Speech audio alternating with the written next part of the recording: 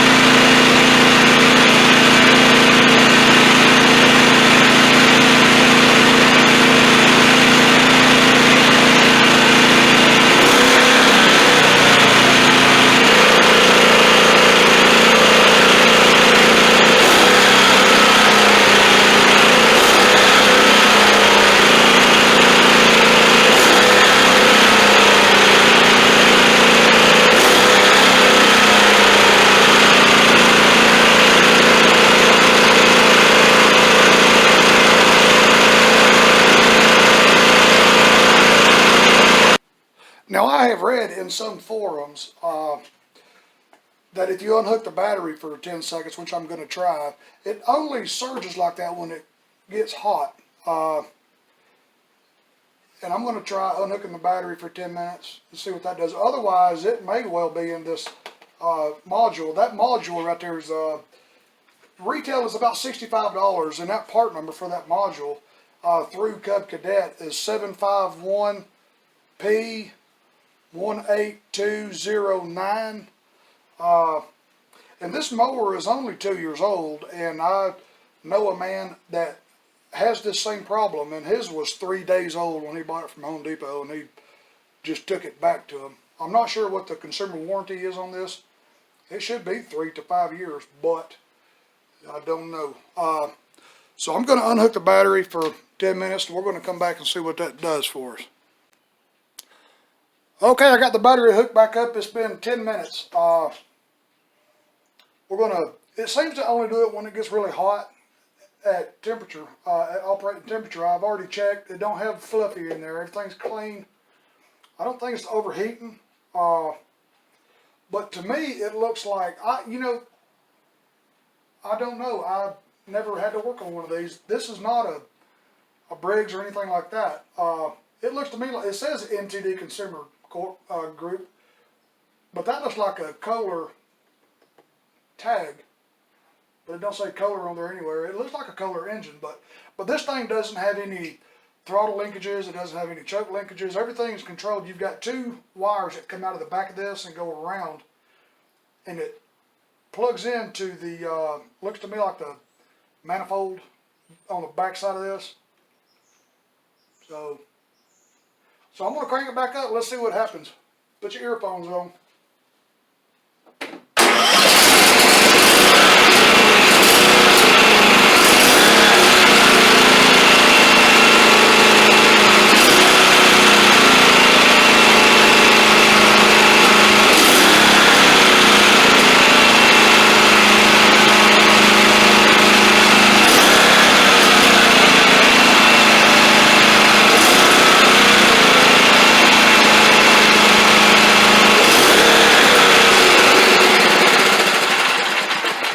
It obviously still does it. If anybody out there ever had to deal with this problem, I'm not going to just start throwing parts at it yet. The battery terminals are clean. Everything is tight. I don't see no loose grounds anywhere. I mean, it's got to be electrical. It's got to be an electrical issue. You have to get this control module from a Cub dealer. You can't get it on Amazon. They don't make it aftermarket. Let me know what you guys think. I got plenty of time to work on it, so.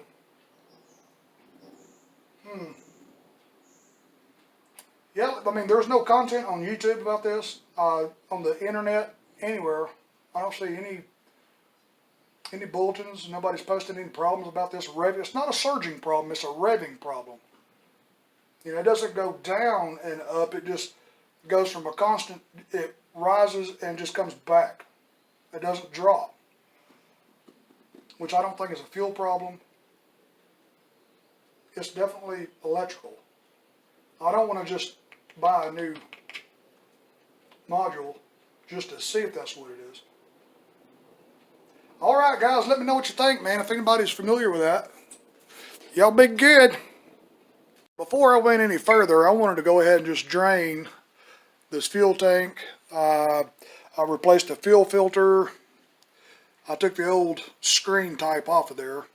I went ahead and drained the bowl, and it had a little bit of water in it. So I went ahead and disassembled the carburetor. But everything is absolutely clean. There's no water in it at all. Nothing's clogged. Everything is just peachy. So when I drained the fuel out of the tank, that's why I took the carburetor apart. You'll see it's got a lot of debris. It's got a pretty good bit of water in it. And it's got this little thing right there, little wormy thing floating around down in there. That was either going to clog the fuel outlet, or it probably had already. So the fuel tank is perfectly clean. New fuel filter, the carburetor's perfectly clean. After I cleaned the fuel tank, it still surged. That's why I went ahead and pulled the carburetor off. So I'm going to put the carburetor back together, put it all back together and see if it still surges. If it does, that will rule out a fuel issue. And I may well go ahead and replace this. Before I did that, I wanted to test the battery. The battery tested, you know, it's a couple years old. So I tested it, it had a good 12 volts. I put it under a load and it's a little weak. So I put my 2 amp trickle charger on it while it was running. And it still did the, I call it a surging. It's not surging, it's not doing it uniformly. It's doing it very, very sporadically.